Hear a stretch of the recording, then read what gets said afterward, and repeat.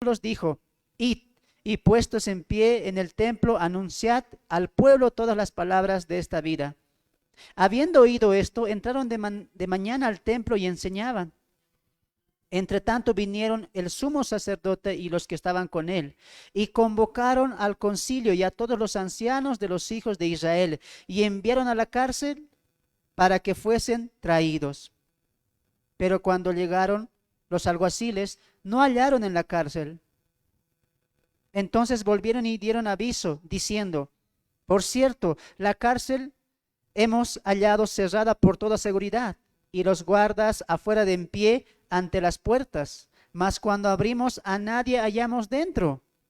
Cuando oyeron estas palabras, el sumo sacerdote y el jefe de la guardia del templo y los principales sacerdotes dudaban en qué vendría a parar aquello. Pero viniendo uno les dio esta noticia: he aquí, los varones que pusiste en la cárcel están en el templo y enseñan al pueblo.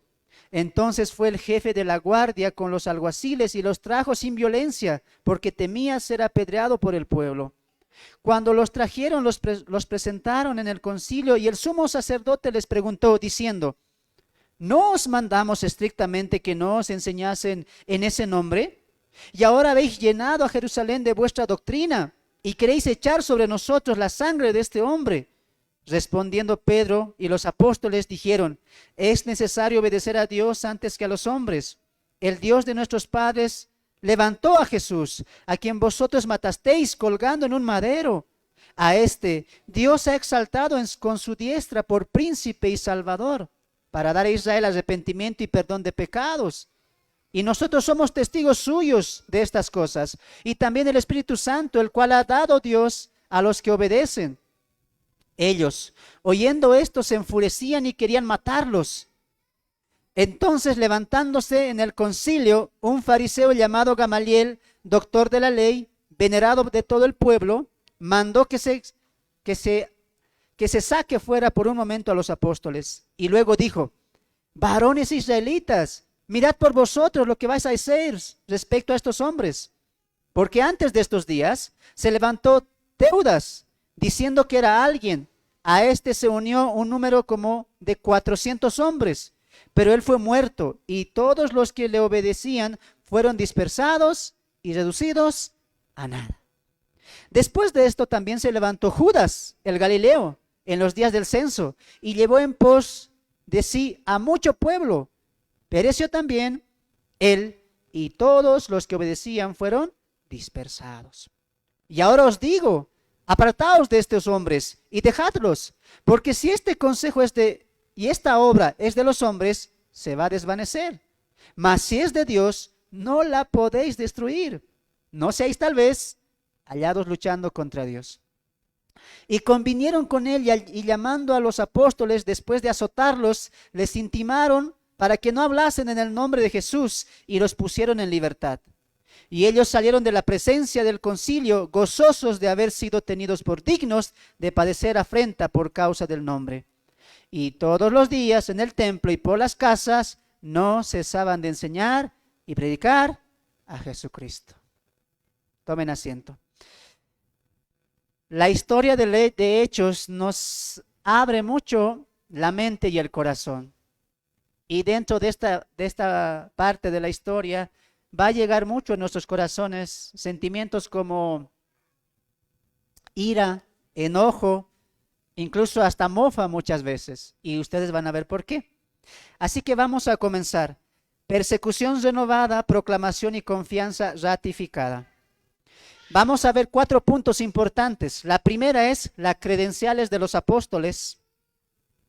Los credenciales de los apóstoles. Como número 2 vamos a ver la persecución es renovada. Como punto 3, proclamación y confianza ratificada. Y por último, la intervención de Gamaliel. Repito, los credenciales de los apóstoles, la persecución es renovada, punto 2. Punto 3, proclamación y confianza ratificada. Y por último, la intervención de Gamaliel. Vamos a empezar con el punto número 1, la credencial de los apóstoles. el verso 12, después de la historia de Ananías y Zafira, donde Dios estaba mostrando su justicia, su rectitud, y que Él debe ser un Dios temido, admirado y por tanto honrado. Con Ananías y Zafira vemos que Dios es un Dios que no tiene ni siquiera el menos, no le tiembla la mano cuando castiga incluso a sus hijos. Eso habíamos visto y lo veíamos también en el resumen. El texto acaba que la gente estaba con gran temor viendo lo que Dios estaba haciendo por mano de los apóstoles. Recordemos que anteriormente los discípulos habían orado y decían: Señor, te pedimos que tus apóstoles prediquen con denuedo y que muchas cosas haga por la obra de sus manos. Y Dios está ratificando eso. El versículo 12 empieza: y por la mano de los apóstoles, esto habla de los 12, se habían hecho muchas señales y prodigios en el pueblo y estaban todos unánimes en el pórtico de Salomón, donde predicaron juntamente con el cojo. De los demás, ninguno se atrevía a juntarse con ellos y la mayoría creía. Es interesante cuando Gamaliel cita dos hombres que según el Talmud y según el Midrash existían: Judas, el Galileo, y también Teudas, y no eran los únicos hombres. Cuando Jesús muere, se levantan 12 hombres, testificando de aquel Jesús que había muerto y supuestamente había resucitado, y algunos le habían visto. Mucha gente creía y mucha gente no creía y no querían aceptar la predicación de los discípulos, pero Dios confirmó eso con las señales y los milagros. Son las credenciales que Dios está utilizando para endosar el ministerio de los apóstoles. La gente le preguntaba: tú hablas de Jesús, pero ¿qué señal hay de que tú eres un verdadero apóstol o que tú eres un siervo del Dios Altísimo? Hace un tiempo se levantó Judas, dijo lo mismo. Hace un tiempo se levantó Teudas, dijo lo mismo. Se levantó Juan el Bautista y dijo lo mismo. ¿Qué señal hay de que tú eres son siervos de Dios? Y Dios confirma, ratifica eso, dice: ¿ustedes quieren ver mis credenciales? Sí. No solamente estuvimos con Jesús tres años y algo más. No solamente comimos, bebimos con Cristo. No solamente estuvimos en el tiempo de la resurrección y en su ascensión. Dios va a ratificar a ustedes las señales. Entonces, las señales que vamos a ver aquí: muchos traían enfermos, muchos traían endemoniados de otras ciudades. Y uno puede pensar: aquí está, amado hermano, los apóstoles hicieron campaña de sanidad. La primera campaña, ¿quién lo hizo? Los apóstoles, ahí está. Y venían de otras ciudades vecinas con enfermos, endemoniados, paralíticos. ¿Y el texto qué dice? ¿Todos serán sanos? Ahí está, campaña de sanidad. Los milagros que vamos a ver en el libro de los Hechos eran para que los incrédulos creyeran que Dios está con los apóstoles. Lo vimos en el caso de Ananías. Dios está confirmando la autoridad de los apóstoles. Mentirle al apóstol era mentirle directamente a Dios. Y hacer caso y obedecer a los apóstoles era obedecer directamente a la autoridad de Dios. Por eso el verso 12 dice: y por la mano de los apóstoles se hacían muchas señales y prodigios entre ellos. Dios estaba confirmando las credenciales de los apóstoles. Son mis apóstoles porque ellos están haciendo señales y prodigios y cumpliéndose lo que Jesús dijo: cuando yo me vaya, vosotros haréis mejores obras o más grandes obras que la que hago yo, dice Jesús. Y muchos lo aplican eso para nosotros, ¿no? No, la iglesia no está llamada a hacer grandes obras más que Jesús. Era para los apóstoles, para el ministerio de los apóstoles. Y sin duda los apóstoles hicieron mucho más, sanando. El mismo Pablo va a sanar con su misma sombra, con un manto. Dios está endosando el ministerio de los apóstoles. Dios confirma el ministerio de los 12 apóstoles. Los milagros y las sanidades eran para endosar el ministerio de los apóstoles, no para que la gente creyera solamente en eso. Porque cuando los fariseos se acercan, ¿qué le dicen? ¿Por qué están sanando? Les dice. ¿Por qué están sanando más que nosotros? ¿Por qué están haciendo milagros? Le dice. No, porque han llenado de la doctrina a Jerusalén. El punto no era el milagro, nunca han sido los milagros el punto importante de la trascendencia de la progresión del evangelio. El punto ha sido cómo la predicación de Cristo está progresando, se está ratificando, está creciendo y la gente está creyendo por eso. El punto no era los milagros, el milagro y la sanidad solamente era el endoso que Dios estaba haciendo para ratificar que Dios estaba con los 12 apóstoles. Eso dice Hebreos capítulo 2, ¿no? Que Dios confirmó el ministerio de los apóstoles con señales y prodigios que se hacía a través del Espíritu Santo. Los apóstoles no hicieron campaña de milagros, solamente estaban confirmando solamente se confirmaba que Dios estaba con ellos. Los creyentes se convirtieron viendo los milagros, las señales, y le creyeron a Cristo. Por lo tanto, las señales es lo mismo que estamos viendo con el cojo.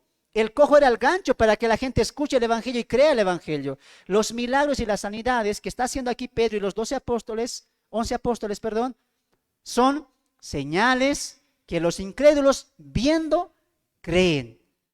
¿Pero les convirtió las señales? ¿Les convirtió los milagros? No. Lo que convirtió, ¿qué fue? La predicación de Pedro. La predicación de Pedro. Por eso hoy en día alguien que te diga, ¿cómo te has convertido? Ah, no, un día vino el pastor y han orado y me he sanado. Así he conocido a Dios. No, eso no es una conversión sincera. Por eso muchos equivocadamente dicen, es que hermano, yo he visto el milagro. Yo he visto cómo le ha sanado. Yo he visto cómo se ha tapado su muela. Aquí ha habido más milagros, hermanos. Endemoniados han sido liberados. Cojos han sido restaurados. Los apóstoles hicieron más milagros. Pero lo que convirtió a los 3,000 y a los 5,000 y a los que van a venir después, nunca han sido los milagros. Lo que convirtió fue la predicación de Pedro. La predicación de Cristo. Y eso es lo que molestaba a los fariseos, a los saduceos y a los sumos sacerdotes. No que estén haciendo milagros, porque para ese tiempo ya había muchos milagreros. Aunque ellos estaban haciendo un poco más. Lo que les molestaba es que se hable del nombre de Jesucristo.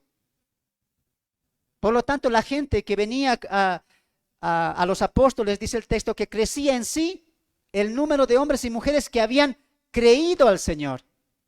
Dios está utilizando los ganchos. Ahora alguien dirá, pero hermano, hoy también puede utilizar. Recuerda que todavía hasta el capítulo 8 estamos en un contexto judío.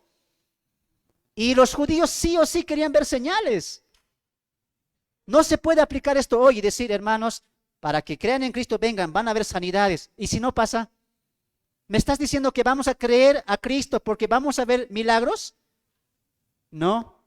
Creemos a Cristo porque creemos que Él existe y Él volverá. Algo similar le dijo Jesús a Tomás. Bienaventurados los que sin ver creen. Eso somos nosotros. Hermanos, para que nosotros creamos en Cristo no necesitamos ver sanidad, no necesitamos ver milagros. Le creemos a Cristo porque Él existe.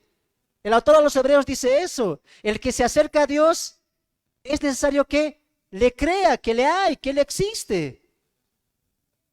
Por eso muchos de nosotros no tenemos que esperar a ver el poder de Dios en nuestros cuerpos, en nuestra sanidad.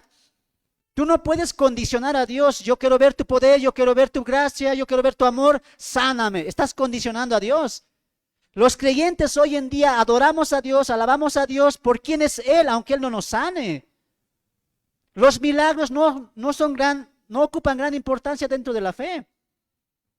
Por eso alguien dijo, ¿no? Hermano, tú no. Dios sana a sus hijos. ¿Cómo Dios no va a sanar? Y si no te sana, ¿qué vas a hacer? ¿Le vas a dejar de creer?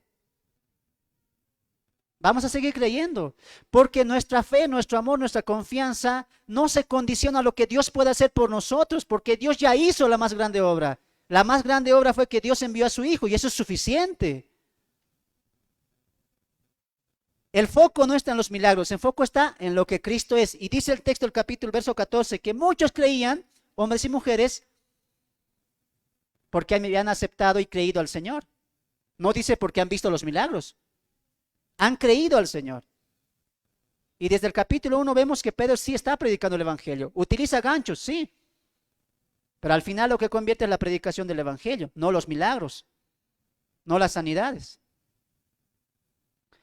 Entonces, Dios estaba endosando el ministerio de los apóstoles con sanidades, con prodigios que ellos hacían a lo largo de su ministerio en Jerusalén. ¿Por qué? Porque eran judíos. Querían ver señales. Es natural para los judíos ver eso. Punto número 2. La persecución es renovada. Verso 17. Entonces levantándose el sumo sacerdote y todos los que estaban con él, esto es la secta de los saduceos, se llenaron de celos y echaron mano a los apóstoles y les pusieron en la cárcel pública. Vimos ya esto en el capítulo 3 y 4, cuando la persecución y la oposición se han hecho presentes con un grupo de fariseos, con un gran grupo de fariseos y saduceos. Pero ahora se ratifica, se está renovando. Y esta persecución va a ir y va a empeorar con Saulo de Tarso, que lo vamos a ver más adelante. La progresión de la persecución está yendo de menos a más.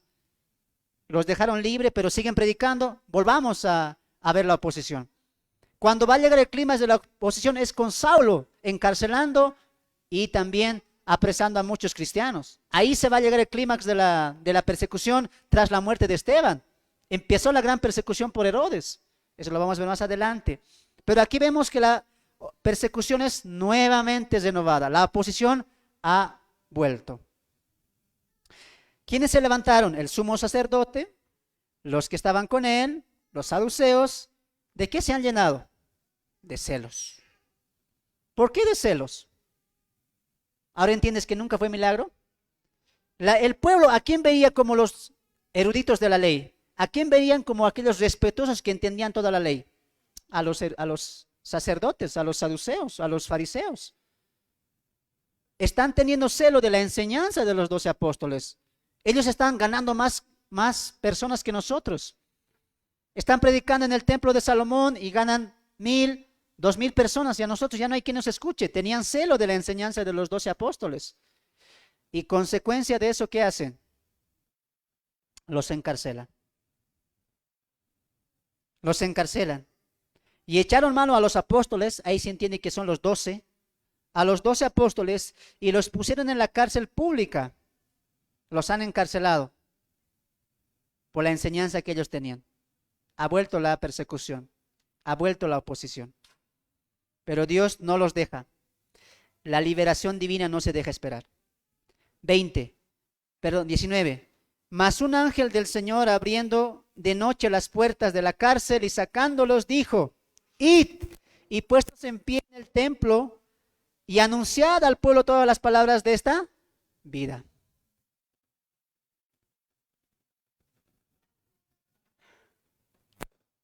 Dos cosas importantes aquí vamos a entender. La primera, mientras más tú quieras involucrarte en la obra, la oposición va a volver. La persecución va a volver. No hay duda de eso. Pero aunque la oposición vuelve y la persecución se hace más latente, Dios no te deja. Interesante porque aquí el ángel dice: abriendo de noche las puertas de la cárcel y sacándolos dijo. ¿Por qué los sacó?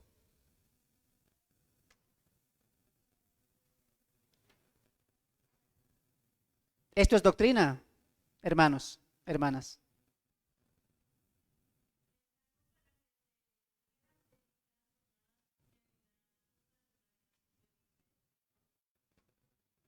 Y esto es lo que Dios quiere enseñar hoy a la iglesia.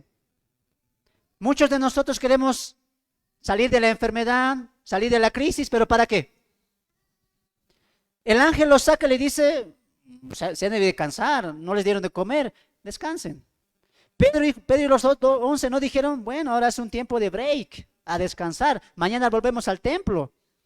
Cuando Dios saca a un creyente de un fango, de una prueba, de una necesidad, de una enfermedad, Dios no le dice: ahora ve y descansa, ahora ve y haz lo tuyo. ¿Cuántos del COVID salieron de eso? Pidieron a Dios: Señor, sáname, Señor, sáname. La pregunta es: ¿para qué? Aquí está la respuesta. Cuando Dios te saca de una enfermedad o cuando tú quieres salir de algo, ¿para qué es? Para continuar predicando de Cristo. ¿Por qué los saca a los apóstoles? ¿Qué les dice? ¿Descansen? ¿Vuelvan a sus actividades? No. ¿Qué les dice? Id pues al templo en pie y anunciad al pueblo todas las palabras de esta vida. Prediquen. Anuncien el evangelio. Entonces, amados hermanos, ¿por qué Dios, cuando Dios saca a un cristiano, cuando Dios liberta a un cristiano, ¿para qué es? ¿Ah? ¿Para que continuemos nuestras vidas? Todavía los que han salido del COVID, ¿no? Ahora sí, Dios me ha sanado. Un añito de descanso, así todavía, ¿no? Me lo merezco, así dice. No hay descanso cuando estás en el cristianismo. No hay descanso cuando eres hijo de Dios. Tú estás llamado a servir y tu trabajo es servir día y noche. No hay reposo, no hay descanso porque la vida es única. Lo mismo están haciendo con los apóstoles.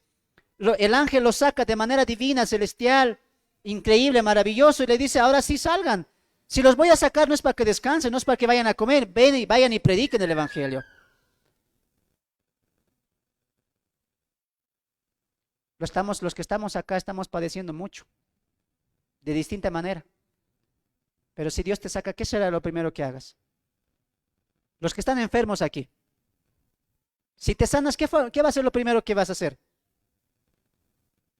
¿Mm? Volver a mi trabajo al 100, va a decir. Acabar mis actividades. ¿Para eso quieres que Dios te libere? ¿Te ayude? ¿Para tu propio deleite, para tu propio placer? ¿Recuerdan lo que dijo Pablo? Ya no vivo yo, Cristo vive en mí. Para mí el morir es Cristo y el vivir es ganancia. El vivir es Cristo y el morir es ganancia. Cuando una persona está centrada en Cristo, la liberación divina produce resultados divinos. Tú no exijas a Dios algo que tú no vas a cumplir. Dios tiene algo claro para nosotros los que estamos acá. Y es que todos prediquemos el evangelio con denuedo. Y es que todos prediquemos el evangelio con agrado, con confianza. La persecución se ha renovado, pero Dios nunca duerme. Él no se queda tranquilo, Él no se queda en silencio. Dios actúa porque la obra de Dios no puede parar, no puede frenarse. Tú no te vas a levantar, muy bien, Dios va a levantar a otro. Dios nunca pierde, hermanos. Él no pierde. El que se pierde, ¿quiénes son? Nosotros. Nos perdemos el privilegio de evangelizar, de predicar, de enseñar, de estudiar, de prepararnos. ¿Cuántos jóvenes aquí han dicho eso? Hermanos, dejen de admirar a los siervos. Dejen de admirar a los siervos y así van a ustedes crecer más. Ustedes saben que yo empecé a congregarme ahí en una iglesia reformada en La Ceja. Y ahí mucho vi que la gente admira al siervo. Si el siervo no está, la predicación no es la misma. El siervo tiene que enseñar esto, tiene que enseñar lo otro y la gente está mirando al siervo. Cuidado que les pase lo mismo con el pastor. No pueden hacer eso. Muchos jóvenes se colocan limitaciones. Es que él enseña bien, es que él predica bien. Hermanos, no admiramos a los siervos, admiramos al Dios de los siervos. Dios puede usarte a ti también.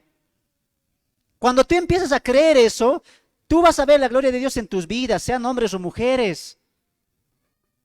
El punto no es aquí cuán valor tuvieron Juan. El punto no es la predicación de los apóstoles. El punto es que Dios estaba con ellos. El mismo Dios que va a hacer estas sanidades y estos prodigios con los 12 apóstoles es el mismo Dios que va a utilizar a un servidor, a un diácono llamado Felipe, que va a conquistar Samaria. Así que no me digas que los siervos somos especiales. No hay ningún siervo especial. Dios es especial. Dios es maravilloso. ¿Crees eso? Permítele que Él obre en tu vida. Permítele que Él actúe en tu vida. ¿Cómo permites eso? Cuando tu mente y tu corazón está de lleno en la obra. Hermanos, estamos llamados a colocar la mano en la obra, a colocar los pies en la obra, a colocar la mente en la obra. Si tu disposición no es colocar la mente en la obra, no sirve de nada de que estés acá. Esta es una preparación para que tú te prepares para la obra, confiando en Dios. Dios envía a su ángel y dice, sácalos. ¿Para qué, Dios? Tienen que predicar. Tienen que anunciar el evangelio. Muchos más tienen que conocer por causa de mi nombre, por causa de ellos, a través de ellos. Dios se glorifica a través de hombres y mujeres. Siempre ha sido así. Nunca ha cambiado Dios. Mueren cristianos, Dios levanta a otro. Muere el pastor, Dios levanta a otro. Y es así continuamente, porque la locura de la predicación tiene que ser por hombres. Hombres preparando hombres. Hombres presentando a Cristo a otros hombres. Cuando un pastor se apropia de la iglesia, hermanos, esa iglesia va a perecer tarde o temprano. Por eso estamos llamados a levantar más siervos, más pastores, más maestros. Y ese es mi sueño aquí, que un día yo esté sentado ahí y muchos prediquen aquí adelante y no me vean solamente a mí. La obra es de todos, la obra no es de uno. La obra es de todos. Por eso Dios levantó un equipo.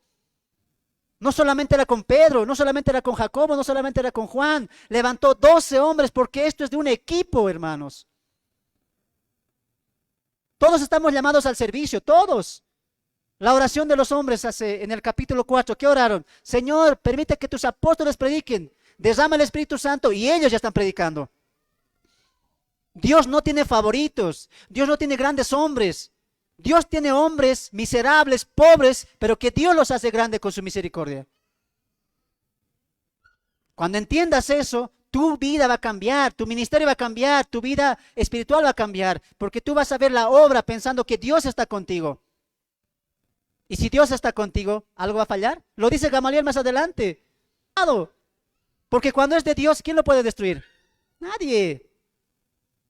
Por lo tanto, amados hermanos, algo es claro en la Biblia. Si Dios nos llama es para un propósito y no es para tu propósito. No es para tu deleite, no es para tu placer. Tú vienes a la iglesia, amado hermano, para deleitar el placer y el corazón de Dios, no para deleitar tu corazón. Tristemente se predica dentro de las iglesias que venimos a Dios porque Dios satisface al hombre, que Dios da al hombre, que Dios ama al hombre. La iglesia tiene que entender que los creyentes estamos aquí no para recibir de Dios, sino para darle a Dios lo mejor de nosotros. Eso hicieron los apóstoles. Algo cambió en los apóstoles. Ya no vemos apóstoles que preguntaban, vayan allá, ¿pero por qué? Hagan esto, pero Señor, el ángel les dijo, salgan y prediquen. Silencio, callados y obedecieron. Nos falta creer en la voz de Dios, en la autoridad de Dios. El mismo autor que está aquí sacando a los apóstoles es el mismo autor que dijo en Mateo 28, toda autoridad me es dada en los cielos, en la tierra y debajo de la tierra. Por lo tanto, id y predicad el evangelio. Es que no es en tu autoridad, es mi autoridad. El motor de la gran comisión, el impulso de la gran comisión es que estamos centrados en el poder de Cristo, no en nuestras fuerzas. Los apóstoles dejaron de confiar en ellos y confiaron solamente en Cristo. Y ganaron 3,000, 4,000 masas de creyentes. ¿Por qué? ¿Porque eran buenos? No. ¿Porque eran preparados? Menos. ¿Porque tenían recursos? Peor. Porque estaban confiados en Dios y Dios los ratificó. Dios estaba con ellos. Quien hace la obra es Dios. Los hombres solamente somos instrumentos, hermanos. Dios te llamó para algo, para un propósito. Todos somos aquí servidores, todos. Todos estamos llamados al servicio. Y el que sirve no solamente es el pastor o el líder o los maestros. Todos somos servidores de Dios, grábense eso. Todos ustedes son servidores de Dios. El punto es de qué manera están sirviendo. ¿Qué calidad es tu servicio? Ese es el punto. Examínate tú cómo estás sirviendo a Dios. ¿Estás siguiendo sus propósitos o estás aún teniendo los tuyos? Los apóstoles no dijeron, bueno, pero pasamos toda la noche, queremos ir a comer algo, queremos desayunar una semana, bueno, hicimos mucho milagro. No, ustedes son llamados para algo. Y el siervo no dice, no da excusas a su señor, a su amo. La liberación divina implica eso, propósitos divinos. Muchas personas de los que están aquí enfermos y futuros enfermos, me incluyo yo porque algún día me voy a enfermar. Cuando te enfermes no digas al Señor, saname. Tú dile, si me sanas, ¿con qué propósito va a ser? Si voy a estar sano, mis pies van a moverse y mi vista va a aclarecerse, tiene que ser para predicar la palabra, ¿sí o no? Sino, ¿con qué propósito, hermano? ¿Para que continúes tu vida? ¿Para que sigas criando a tus hijos? ¿Para que los domingos nada más vengas a la iglesia? Todos hacen eso, hermanos. Hermana Marta, todos hacen eso. Católicos van domingos a la iglesia, mormones van los domingos a la iglesia, sabadistas van solamente los sábados. Sean diferentes. Sé diferente. Estás llamado a ser diferente, no a hacer lo mismo del montón. La iglesia Cristo Rey también lo mismo. Estamos llamados a impactar al mundo con el testimonio del evangelio. Cuando una persona testifica, cuando una persona impacta, cuando esa persona ha metido los pies, la mano y el corazón a la obra, has agarrado el arado, no la sueltes, sigue avanzando, sigue avanzando. Los apóstoles tenían claro eso. Tenemos un propósito, y Pedro lo dice en su carta, ¿no? Somos llamados a que Dios nos ha sacado de las tinieblas a la luz admirable. ¿Para qué? Para anunciar las virtudes de aquel, dice. Dios admirable. ¿A qué estamos llamados entonces? ¿A pedir de Dios? ¿A recibir de Dios? ¿O a dar a Dios? A dar. A eso está llamado la iglesia.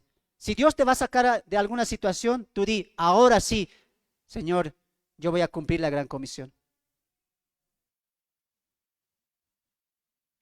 Va a pasar algo un poco gracioso aquí, porque mientras el tribunal se duerme, Dios no duerme. El tribunal lo encarcelan a los apóstoles y dicen, bueno, vamos a dormir, mañana volvemos, mañana hacemos el tribunal y ahí los vamos a condenar. Muy bien, pero Dios no durmió. El ángel fue enviado y los sacó. Al día siguiente, después de desayunar, después de comer, de asearse bien, vienen los fariseos, los saduceos, dicen, ahora sí, tráiganlos. ¿Qué pasó? El alguacil va. ¿La cárcel? Dios no duerme, hermanos. Dios nunca descansa. Dios cuida su obra porque Él la levantó. Aunque el tribunal y los magistrados salieron de la presencia de los apóstoles, Dios nunca dejó a los apóstoles. Y esta es la potestad superior. Dios tiene una potestad superior al de los hombres. El texto no dice cómo lo sacaron, el ángel dice el texto que lo abrió la puerta, pero ¿sabes qué es lo gracioso para mí? Imagínense esta escena, ¿no? El alguacil, muy bien, vamos a sacarlos. Los guardias resguardando la puerta. La otra puerta cerrada. Más al fondo el calabozo. No hay. ¿Qué pasó? No hay. No están los que apresamos.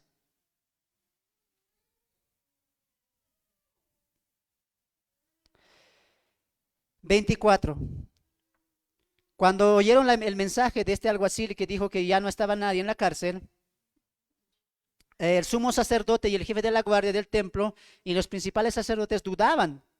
¿En qué va a parar esto? ¿Por qué dicen esto ellos? Porque es evidente que algo está pasando, ¿sí o no? Es evidente algo está pasando. Están viendo muchas sanaciones. Están viendo muchos milagros.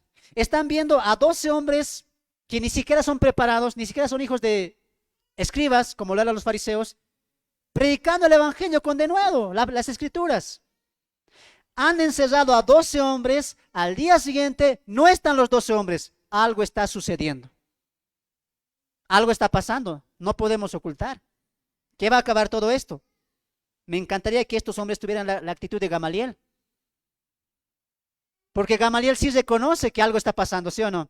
Estos se han cerrado completamente. Y aquí vamos a ver la blasfemia del Espíritu Santo. Pero Gamaliel, hermanos, sí tenía esa actitud. Gamaliel sí tenía la actitud de darle el beneficio de la duda. Algo está pasando, no podemos negarlo. Algo está pasando. Verso 25. Pero vinieron uno y les dio esta noticia. He aquí, los varones que... esto me causa gracia, hermanos. Pero vinieron uno y dice, ¿a quiénes buscan? A los que encerramos. Pero están en el templo predicando, dice. ¿No te parece eso maravilloso? El verso 20 dice, el verso 21, perdón. habiendo oído esto, ¿a qué hora han ido a predicar los apóstoles? Temprano. Muy de mañana, dice el texto, enseñaban en el templo ya. Supongamos esta historia. Ellos son encerrados alrededor de las 6 de la tarde, así. Ya era de noche, por eso se posterga el juicio al día siguiente. El ángel tuvo que haberlos liberado en la madrugada. Y muy de mañana, temprano, ellos ¿qué estaban haciendo ya? Predican. ¿Qué te parece su hermana Marta?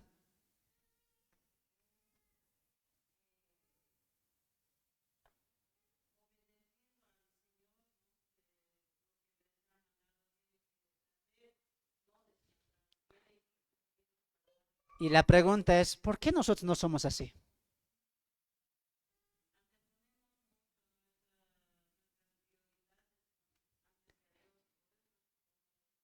¿Sabes por qué muchas veces no hacemos esto? Porque no amamos la palabra. No amamos el evangelismo. ¿A cuántos les he dicho hoy? Inviten. Y muchos, ¿no le crees al evangelio? Hoy voy a ver a cuántos han invitado. Hermana Marta, voy a ver sus invitados. Yo supongo que en la escuela, como yo ayer, hermana Marta, ayer, me hice 30 invitaciones. Puerta por puerta. Hermanos, tenemos ahí, vamos a escuchar la palabra, manden a sus hijos. ¿Y cuántos de aquí hicieron eso por lo menos? El hermano va a predicar la palabra, hay que ir a la escuela, 50 invitaciones. Ah, no, pero caro está la impresión, hermano. No amas la palabra. No te desvives por la palabra. Yo imprimí y dije, yo mañana voy a venir, aquí estuve hasta la tarde. Y todavía me puse a debatir en Santiago II con los hermanos sabadistas ahí. Después de eso me fui a una iglesia también a enseñar. Después volví a la casa y tuve que enseñar primero de Juan. Después de eso tuve que aprender y estudiar un poco más para la prédica de hoy. Amor a la palabra es lo que nos falta. ¿Qué haces tú de mañana, hermano Esteban? Hermana Belén, hermana María, ¿qué hacen de mañana al levantarse? ¿Qué es lo primero que hacen? A ver.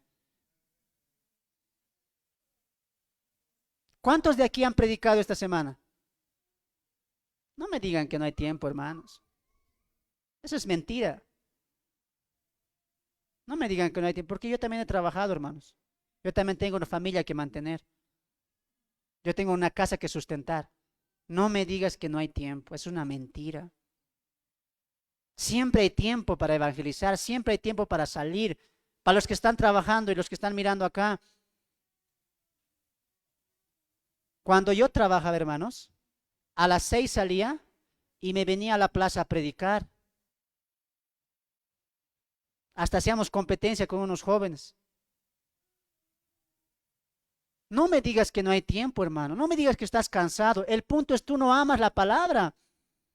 Las mamás, los que son de la iglesia acá, anterior domingo les dije, lleven invitaciones, repartan en las escuelas. ¿Con qué amor lo has dado? Si tú has dado, a ver, vienes pues, hermana, así parece que va a hacer algo el pastor, así. Con ganas, Dios va a enseñar a tu hijo, tráele, que escuche la palabra de Dios. Los apóstoles temprano, predicando el evangelio, predicando a Cristo. Ellos no dijeron, a las 10 hay que ir, frío hace así. Nos falta, ¿no, hermanos? Nos falta mucho amor por la palabra. Nos falta obedecer la autoridad de Dios. Y tampoco aquí me digan, es que hermano, tú no estás organizando un evangelismo. O sea, todo yo lo voy a hacer. Si yo no les digo, no van a salir.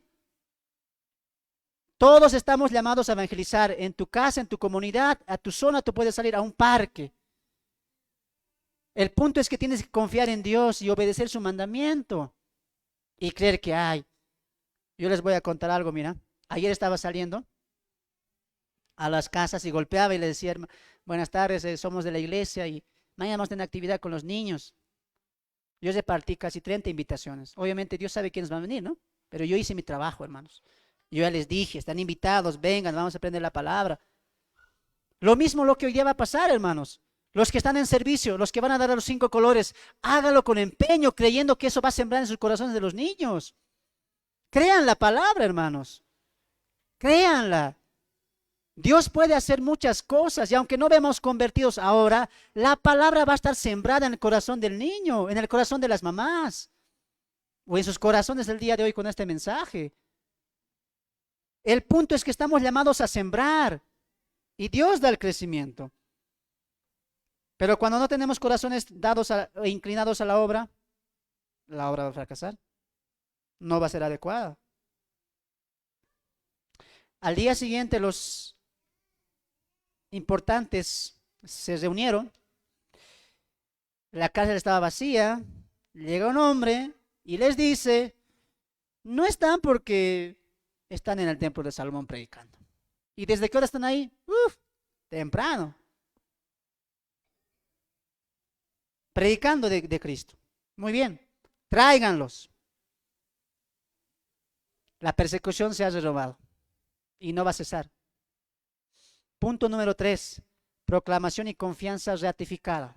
Así como la persecución es renovada, la confianza no va a mermar, la proclamación tampoco. Verso 26. Entonces fue el jefe de la guardia con los alguaciles y los trajo sin violencia porque temían ser apedreados por el pueblo. Ya había un grupo que estaba mucho con ellos, ¿no? Un grupo vasto. 27.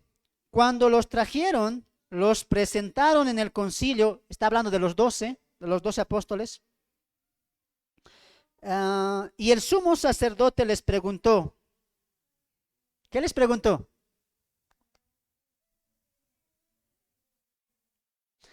¿Qué les preguntó? A ver, mientras tomo.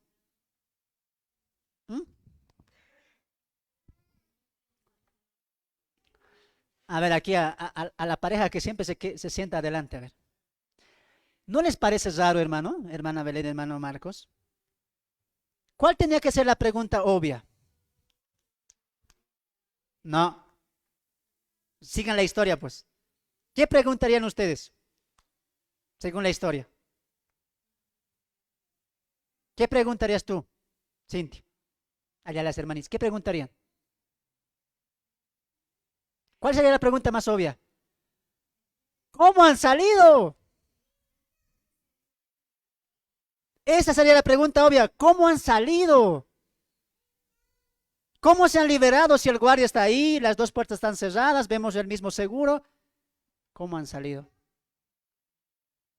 Pero estos hombres no preguntan eso, porque esa pregunta contra ellos iba a ir. ¿Qué preguntan estos hombres? ¿Por qué siguen predicando de Cristo? ¿Por qué predican de Él en ese nombre? Y todavía nos culpan a nosotros, va a decir. El corazón de los judíos. La pregunta más obvia era, ¿cuál era? ¿Cómo han salido? Pero iba a decir, un ángel vino a medianoche y nos sacó. ¿Y no van a creer eso más? El corazón de los judíos estaba completamente entenebrecido y estaban cerrando la puerta a lo que el Espíritu Santo estaba haciendo. 28, diciendo, no os mandamos estrictamente que no enseñasen en ese nombre, y ahora habéis llenado a Jerusalén de vuestra. Ahí está lo que les molestaba. No eran las sanidades. Lo que molestaba a los mandatarios era que estaban enseñando y estaban ganando más gente por su predicación. Y estaban llenando a Jerusalén de Cristo, de la doctrina de Cristo. ¿Y queréis echar sobre nosotros la sangre de ese? ¿Cómo les catalogamos a estos hombres? ¿Cómo les catalogan ustedes?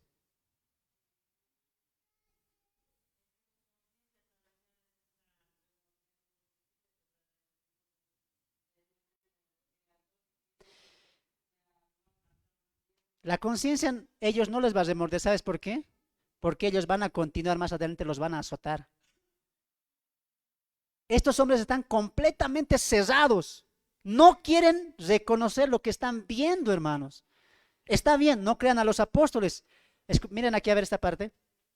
Está bien, no crean en el mensaje de los apóstoles, pero no pueden negar lo que está pasando, ¿sí o no? Desde el cojo, No pueden negar eso. Hay algo que está pasando sí o sí.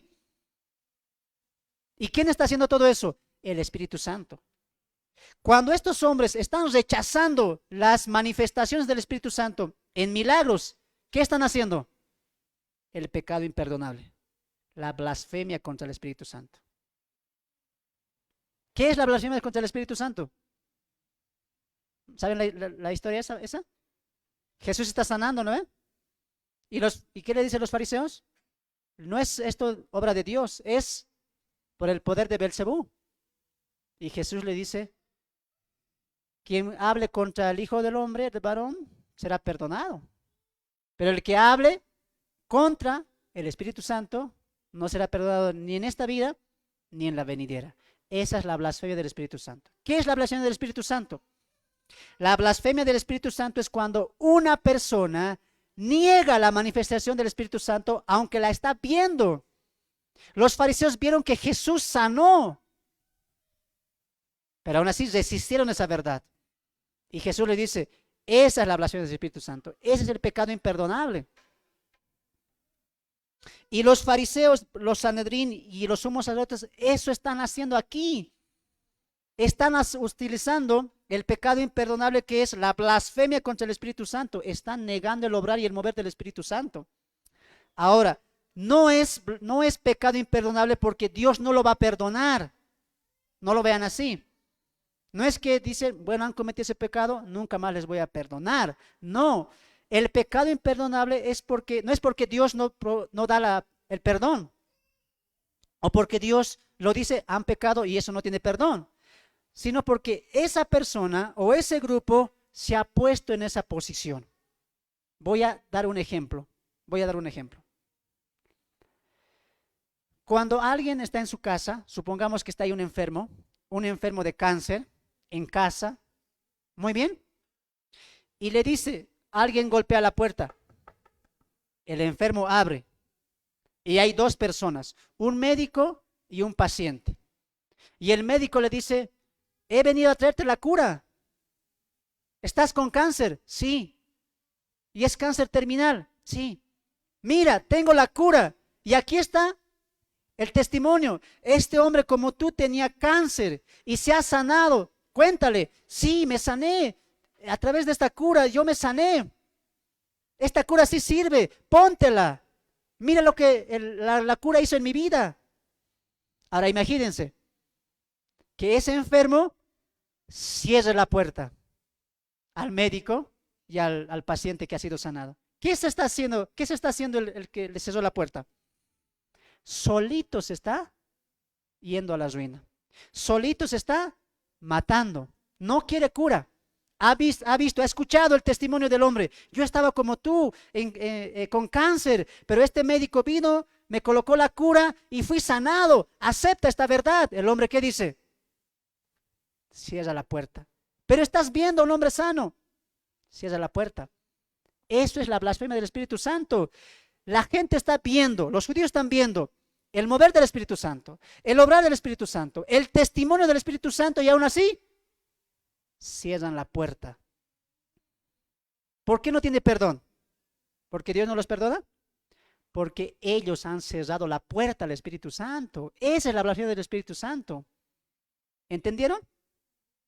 Otro ejemplo. ¿Se entendió, no? Con ejemplitos yo enseño, hermano, para que entiendan.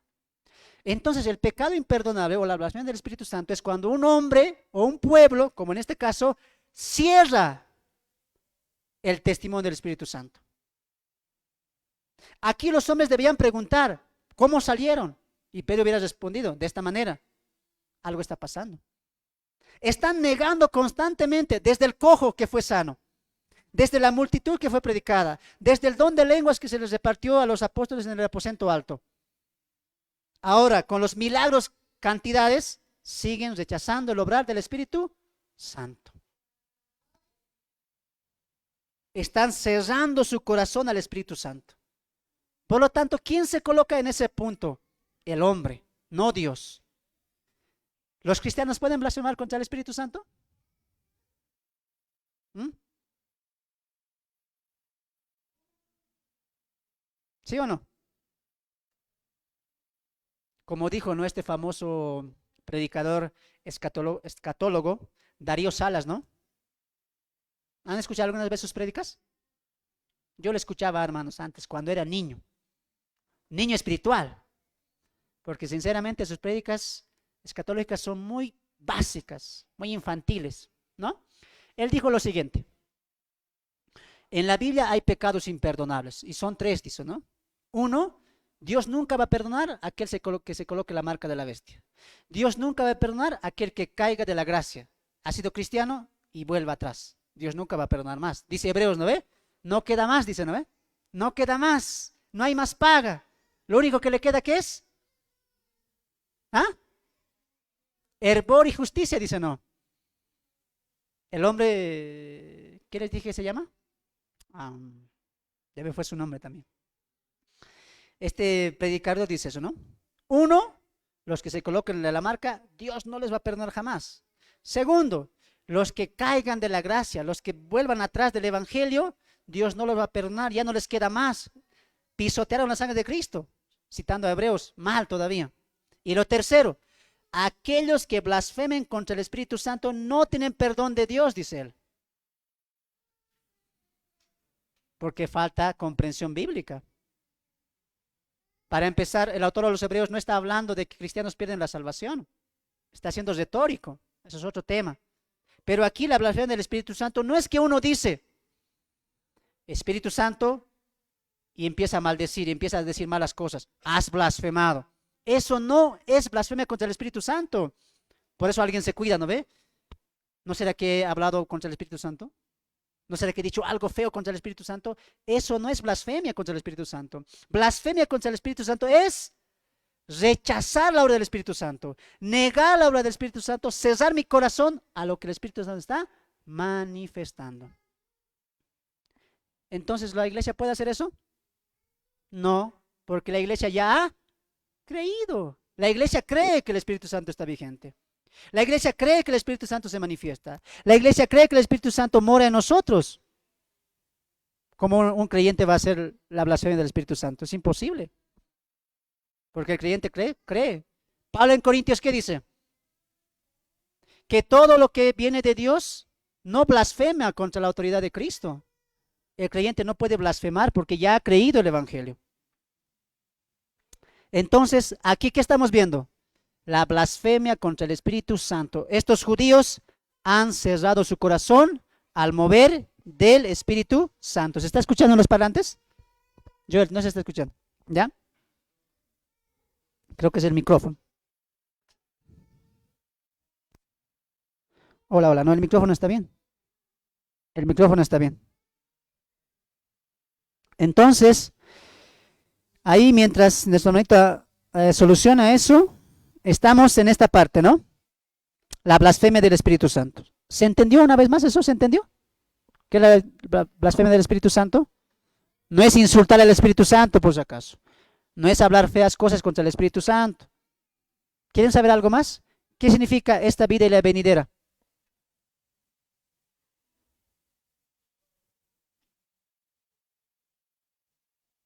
A ver, mientras arregla. ¿Qué significa eso? Ni en esta vida, ni en la venidera.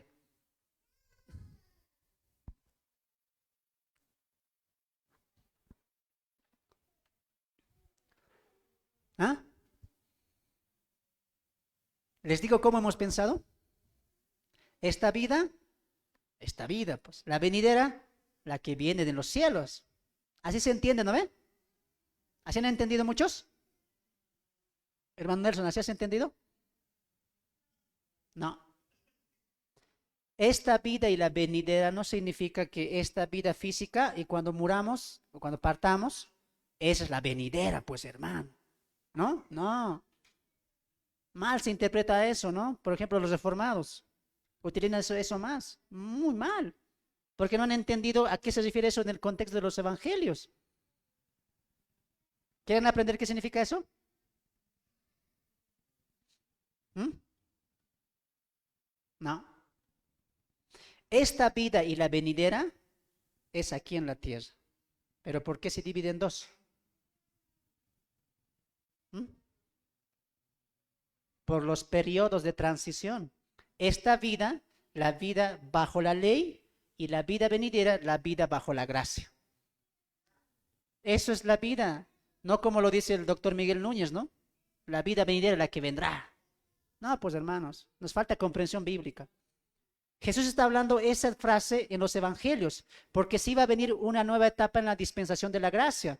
Y dice Jesús, este pecado, el que blasfeme contra el Espíritu Santo, en esta dispensación de la ley y en la dispensación de la gracia, no será perdonado. Porque tanto en las dos dispensaciones se puede blasfemar contra el Espíritu Santo. No los creyentes, ojo. Muy bien.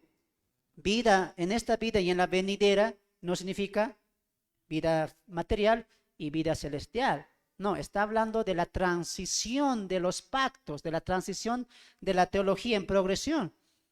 Y en esta época, en nuestro tiempo, nadie puede blasfemar siendo creyente. ¿Quiénes pueden blasfemar? Los incrédulos pueden blasfemar. ¿Pero qué es blasfemar? No insultar, cerrar tu corazón a la obra del Espíritu Santo. Muy bien, avanzamos. Estamos en la proclamación y confianza ratificada. Verso 28. No os mandamos estrictamente que no enseñases en ese nombre, y ahora habéis llenado a Jerusalén de vuestra doctrina y queréis echar sobre nosotros la sangre de ese hombre. Hipócritas. No ustedes, hermano, no ustedes, ellos. ¿Están mintiendo o no? Cuando ellos dicen, y quieres echar sobre nosotros la sangre de esos hombres. Mentirosos, hipócritas. Ellos se han echado solito la sangre. ¿Se acuerdan la historia en Mateo? Cuando están delante de Poncio Pilato. Estos son unos mentirosos, hermanos. Por eso te digo, están blasfemando contra el Espíritu Santo, están completamente cerrando la obra. Porque aquí están mintiendo ellos. Esta misma gente fue la que dijo a Poncio Pilato. Porque Poncio Pilato, ¿qué dijo? Bueno, lo voy a castigar porque no encuentro ninguna obra para muerte en este hombre. Castiguemos lo suficiente. Pero ¿qué hicieron ellos? Mintieron. Levantaron falsos testigos. Y dijeron, es un enemigo de Roma. Y si tú no haces algo, tú estás contra Roma también. Le dijeron a Pilato. Y cuando Pilato dijo, muy bien, ¿qué haré con el Cristo? Queremos a Barrabás. ¿Qué dijo este grupo? Sí, a Barrabás. Crucifíquenlo. ¿Y qué más dijo él? Eso. Si este hombre es justo como tú, Pilato, lo piensas, que su sangre sea sobre nosotros y sobre nuestros hijos. ¿Quién se colocó la sangre? Ellos. Aquí dice, ¿por qué colocas la sangre en nosotros? Mentirosos, ustedes son los que se colocaron la sangre solitos. No es que los apóstoles lo están colocando, ellos se colocaron la sangre de Cristo o la culpa de Cristo, de la muerte de Cristo sobre ellos. ¿Qué necesidad de decir sobre nuestros hijos todavía? Completamente endurecido el pueblo de Israel. 29. Respondiendo Pedro y los apóstoles dijeron, es necesario obedecer a Dios antes que a los hombres.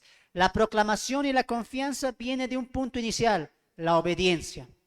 La obediencia a Dios es primordial, la obediencia a Dios es importante. Bájale un poco, bájale un poco. Es importante la obediencia a Dios, es trascendental. Todo lo demás viene en nuestras vidas es porque partimos de la obediencia a Dios. Si nuestra obediencia está mal a Dios, lo demás va a estar mal. ¿Por qué fue un ministerio exitoso lo de los apóstoles? Porque obedecieron a Dios antes que a los hombres. Y aquí lo mismo va a decir Pedro que dijo en la primera persecución. ¿Qué es importante? ¿Dios o los hombres? Dios. Después de eso dice Pedro dos verdades. El Dios de nuestros padres levantó a Jesús, a quien vosotros matasteis colgándolo en un madero. Dos verdades. Primera verdad, ustedes lo mataron. Ustedes lo crucificaron. Ustedes lo clavaron en la cruz. Segunda verdad, Dios lo levantó. Dios lo resucitó. La sangre sí está sobre ellos. Dos hermosos títulos del Señor. Verso 31. A este Dios ha exaltado con su diestra por príncipe y salvador. Dos títulos. Príncipe, salvador. Príncipe, ¿por qué? Le está dando duro a los sumos sacerdotes. Porque ellos eran considerados los príncipes de Israel. Los importantes de Israel. Y Pedro le dice, ustedes no son. Cristo es el príncipe, el importante del pueblo. Y este príncipe también es salvador. Para dar a Israel arrepentimiento y perdón de pecados, cosa que ellos no podían hacer. Por más buena ley que tengan, por más buenos estudios, por más gamalieles que existieran, no podían hacer que el pueblo tenga arrepentimiento y tenga perdón de pecados. Por eso Cristo es el único que está otorgando eso a Israel. Pedro está hablando eso en un contexto de judíos. Dos testimonios importantes, verso 32. Y nosotros somos testigos suyos de que es de estas cosas. Y también, ahí está lo que te decía. Y también el Espíritu Santo, el cual ha dado Dios a los que le obedecen. ¿Había o no había testimonio? Había. La verdad de que Cristo ha resucitado, la verdad de que aquel que vosotros matasteis y se fue levantado, vino y se fue ya, pero otorgó perdón de pecados. Hay testimonio. Dios levanta 12 hombres para que sean un testimonio vivo de la resurrección de Cristo. Y con ellos, ¿quién más estaba testificando? ¿Mm?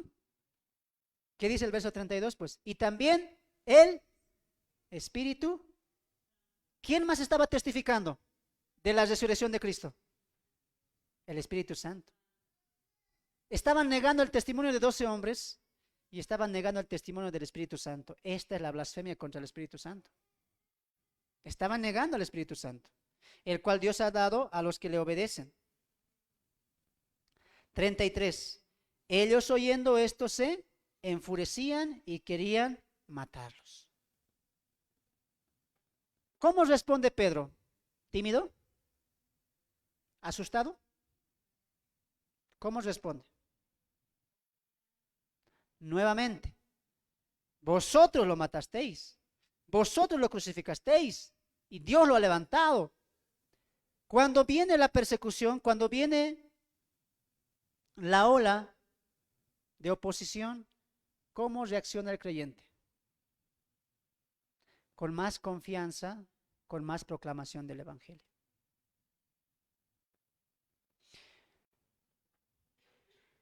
En nuestras vidas, amados hermanos, la persecución y la oposición van a venir constantemente y capaz se dupliquen más. El punto, amado hermano, no es si viene o no viene la oposición. El punto no es si viene o no viene más persecución. El punto es cómo tú vas a responder en cuanto a esa persecución. ¿Cómo tú vas a responder en cuanto a esa oposición? ¿Cómo respondieron los apóstoles? ¿Vosotros lo crucificasteis? ¿Vosotros lo matasteis? La confianza tiene que ser ratificada. La proclamación tiene que ser ratificada. No hay más. ¿Cómo tú respondes ante la oposición? ¿Cómo tú respondes ante la persecución? Va a depender de cuán lleno estés de la confianza de Dios. Ellos oyendo esto se enfurecían y querían matarlos. Entonces se levantó en el concilio un fariseo llamado Gamaliel, doctor de la ley, venerado por todo el pueblo. El hombre más sensato, sabio. ¿Qué dijo Gamaliel? Saquen a los apóstoles por un momento. Hablemos.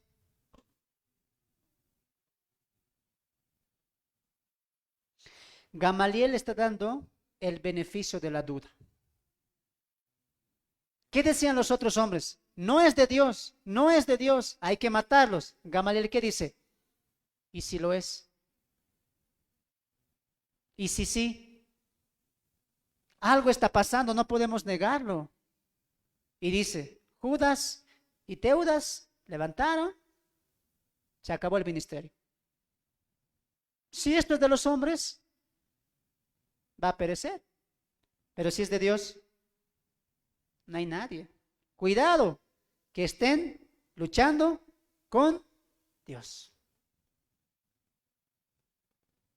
Qué sensato que fue Gamaliel. Qué sabio. No sabemos si se convirtió, Dios quiere que sí, pero dijo una de las verdades. Obviamente Dios estaba manejando eso, porque ¿qué querían hacer el grupo de los fariseos? Y los sumos sacerdotes querían matarlos. Entonces Dios está utilizando también a Gamaliel para proteger la vida de los 12 apóstoles. Avanzamos. 38. Y ahora os digo, apartaos de estos hombres y dejadlos, porque si es consejo de... Y esta obra, mira, esto es porque muchos pensamos, hermanos, que Gamaliel sí pudo haberse arrepentido, porque Gamaliel no solamente dice lo que los apóstoles están hablando, sino también dice la obra. Había algo manifiesto, había algo que no se podía ocultar, había una obra. Y Gamaliel reconoce eso. Dejadlos, porque si este consejo o esta obra es de los hombres, se va a desvanecer. Mas si es de Dios, no lo podéis destruir. No seáis tal vez hallados luchando contra Dios.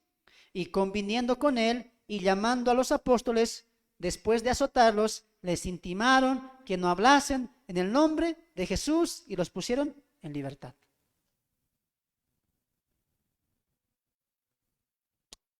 Vemos a Dios guardando a sus hijos.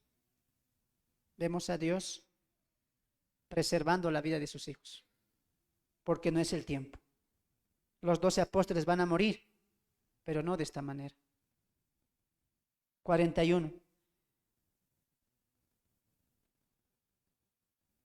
Y ellos salieron de la presencia del concilio. ¿Cómo han salido? Hermano, cuando tú te lastimas un dedo, ¿puedes estar gozoso?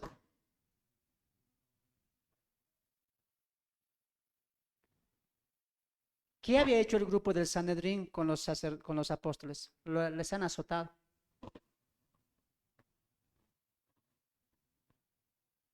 Pero ellos, ¿cómo salen?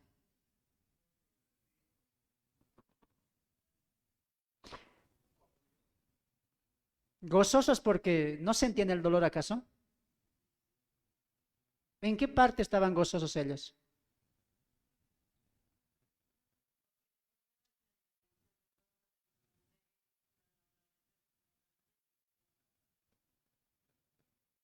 Aparte de eso, hermana, el gozo viene, ¿por qué?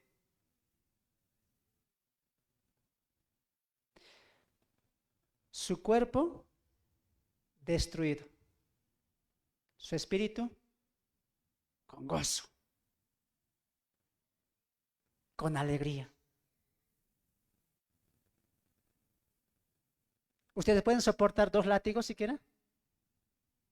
Yo cuando era niño me colocaba 5 buzos para que no me doliera. Duele, hermanos. Los antiguos me van a entender, pues. Las mamás eran así, ¿no? Antes. Mi mamá agarraba y ya nos daba duro. Nos dejaba marcas. A ver, imagínense, con tanto dolor y uno con gozo, ¿no? Gracias, mamita, que estoy feliz. ¿Cuándo volvemos a repetir? Así, ¿no? Mañana a la misma hora, me ves. No. Estos apóstoles golpeados, azotados, salen del concilio. Pedro, ¿cómo está tu espalda? Uy, de ti, uy, a ver, mírame el mío. No, hay que descansar. Hay que curarse las heridas. No. El cuerpo destruido, pero ellos Aleluya. Alabado sea el Señor. Bendito sea Dios. ¿Por qué están tan felices si están sus cuerpos destruidos? Hemos padecido por Cristo. Hemos sufrido por el Evangelio. Hemos tenidos dignos por padecer afrenta por causa del nombre. Y mira a continuación, ¿qué hacen? 42. Y todos los días, ¿los han intimidado? ¿El azote ha servido de algo?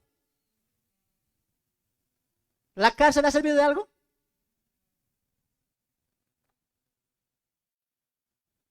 El gozo por padecer de Cristo. El gozo por sufrir por el Evangelio. El gozo por sufrir por causa de Cristo. Ahora entiendes, amado hermano, porque soy muy criticado en las redes sociales. Yo, hermano, tú no crees que Dios puede sanar. Tú siempre predicas que hay que estar así. Tú no confías en Dios. Es que yo he entendido a separar lo que es material y lo que es espiritual. El cuerpo puede estar destruido. El cuerpo puede estar enfermo. El cuerpo puede estar envejeciendo.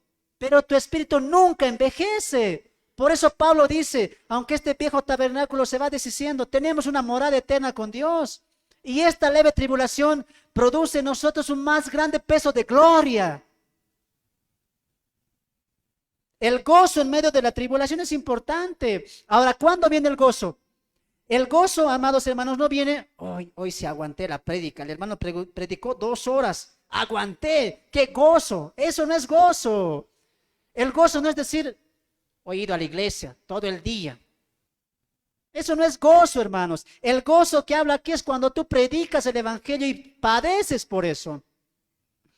Qué triste algunos hermanos que me digan, hermano, yo estoy así porque nunca me falta a la iglesia y enferma, igual voy.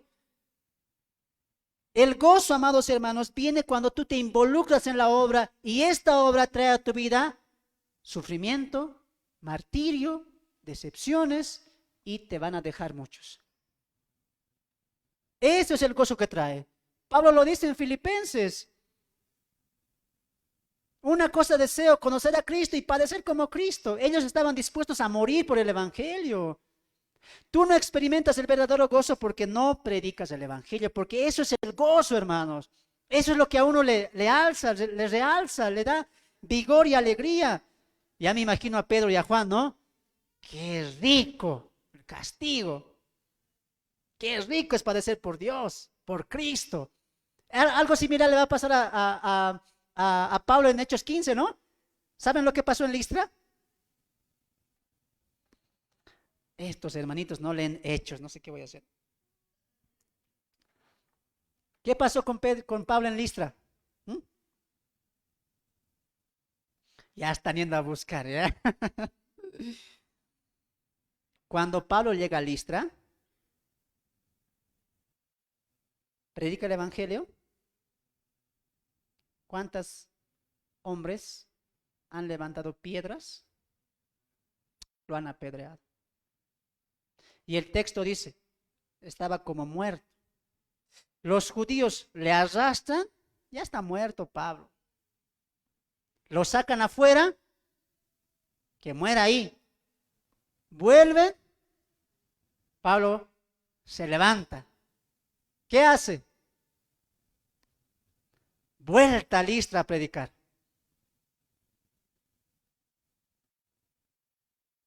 En la confianza, el amor y el denuedo no merman, hermanos.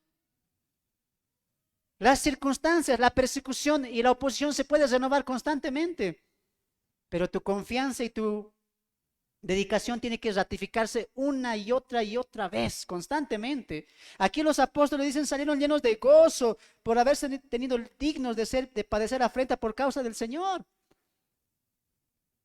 Y dice que no dejaban de predicar el evangelio día y noche en el templo. Ellos ya, no sé, ¿qué les pasó a ellos? ¿Cómo los califican ustedes?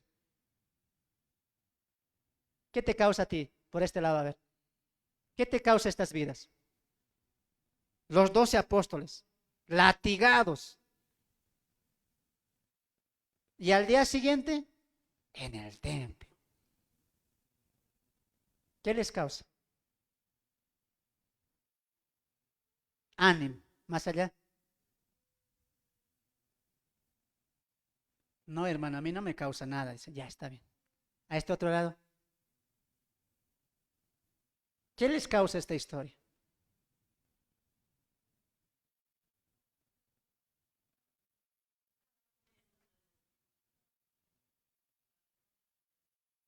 No en cuanto a ellos, en cuanto a ustedes. En cuanto a ustedes. ¿Qué les causa a ustedes? Impresión.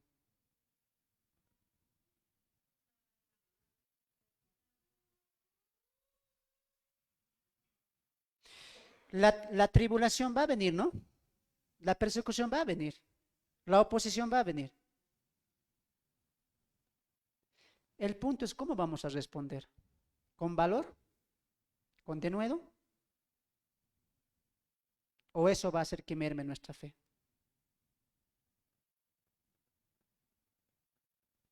¿Cómo tú vas a responder ante la oposición? ¿Tienes la confianza de Dios? ¿Tienes el amor de Dios? Cuando Jesús le dijo a Pedro, Pedro, ven a ver. ¿Qué pasó, Jesús? Te voy a decir algo. Satanás ha pedido permiso para zarandearte. Pedro hubiera dicho no. ¿Y qué hiciste tú? ¿Qué hizo Jesús? Pero yo he orado para que tu fe no falte. Dios no nos va a librar de eso, hermanos. Dios nos fortalece en las pruebas.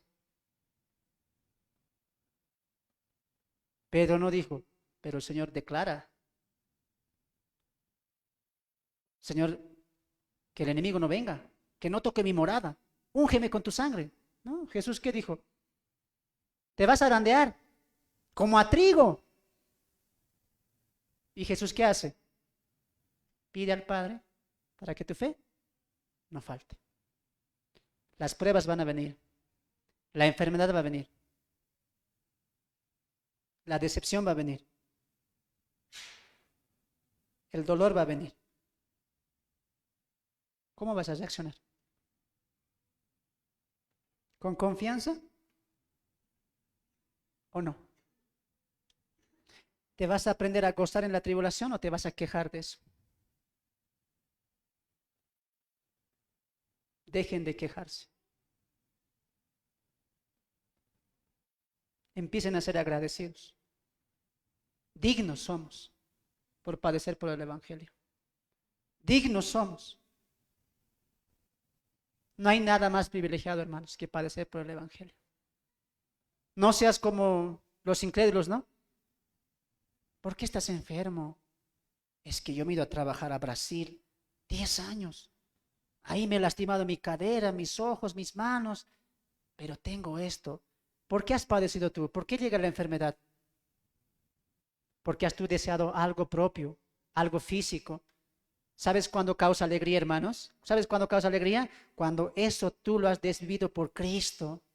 Tus ojos, tus pies, tus manos, tu cuerpo entero. Y siempre yo digo esto en las redes sociales, hermano, y a ustedes también. Ustedes me van a ver envejecer. Ustedes van a ver cómo yo llego a mi adultez, a mi vejez. Pero he dado lo mejor a Dios de mi vida, hermanos. 7 años que sigo el Evangelio. 7 años que estoy ahí. Llueve, truene, solé, tristeza, amargura ha llegado, pero Dios ha sustentado a sus siervos, hermanos. Dios sustenta, Dios ayuda. ¿Qué nos tiene que tocar a nosotros? Gozarnos en medio de la tribulación. Soportar las angustias, soportar la enfermedad, soportar la persecución, soportar la oposición. Tú tienes que aprender a gozarte ante la tribulación. Tú tienes que aprender a gozarte ante la oposición. No te quejes más. No digas, Señor, ¿por qué? ¿Por qué a mí? Sé como ellos. O los apóstoles dijeron, Señor, pero estamos predicando, estamos sanando, estamos convirtiendo a mucha gente. ¿Por qué nos azota? Ellos no dijeron eso. Amén, dijeron. Amén, gracias, dijeron. Eso nos falta a nosotros, ¿no? Cuando viene enfermedad, ¿qué tenemos que decir? Amén. Cuando vienen pruebas, ¿qué tienen que decir? Amén, Señor, gracias. Si así tengo que padecer por tu causa, que así sea. Dejen de ser hermanos que se quejen y sean agradecidos con lo que Dios les da. Nuevamente los apóstoles salen a predicar, a enseñar, después de haber sido azotados. Personalmente, amados hermanos, esto me causa mucha meditación. Mucha meditación. Sacrificios por causa de la promesa. ¿Cuánto te estás sacrificando tú? ¿Cuánto lo vas a hacer mañana? Póngase de pie. Cuando llegamos al libro de los Hechos, en esta porción de las Escrituras, la Biblia nos enseña que la persecución siempre va a volver, que las angustias van a volver. Pero como así vuelven las angustias, que vuelva también nuestra confianza y se haga más notorio ante todos. Dios ha permitido que podamos nosotros leer el libro de los Hechos para entender muchas cosas. Y lo importante es que nos hagamos más fuertes ante la predicación, ante la oposición, perdón. Nunca pierdan eso, hermanos. Padre, te damos gracias por esta porción de la Biblia, Señor.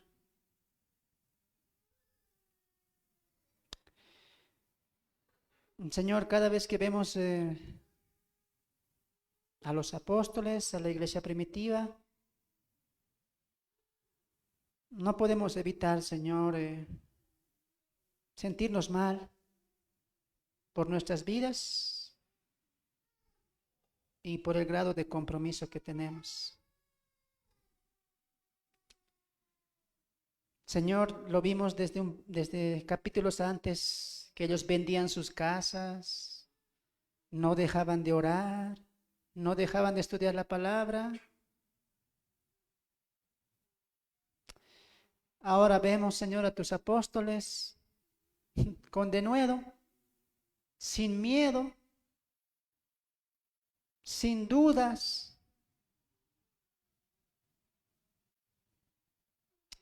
azotados.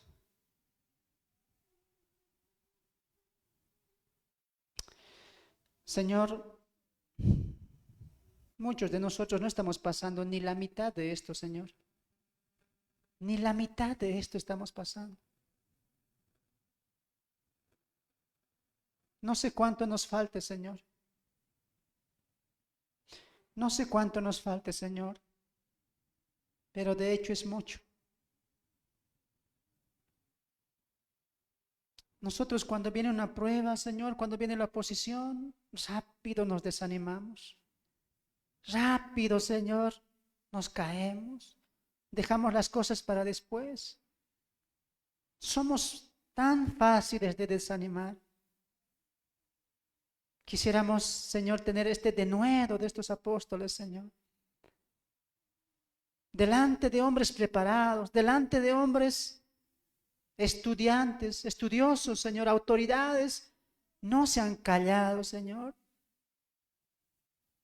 Nosotros, Señor, a la más mínima prueba, rápido nos desanimamos, Señor. No hay dinero, hay problemas familiares, hay problemas en el estudio, en el trabajo. Dejamos de orar, dejamos de asistir a la iglesia, dejamos de leer tu palabra. Y para nosotros, esos son grandes pruebas, Señor. Esas son grandes tribulaciones, Señor. No es comparado con nada, Señor, lo que han pasado tus apóstoles, tus siervos, tu Hijo Jesucristo, comparado con nuestros problemas, Señor. Rápidos somos para quejarnos, Señor. Para nosotros nuestros problemas son grandes, Señor. Enormes, gigantes. Realmente, Señor, estos sí son problemas, esto sí es oposición, esto sí es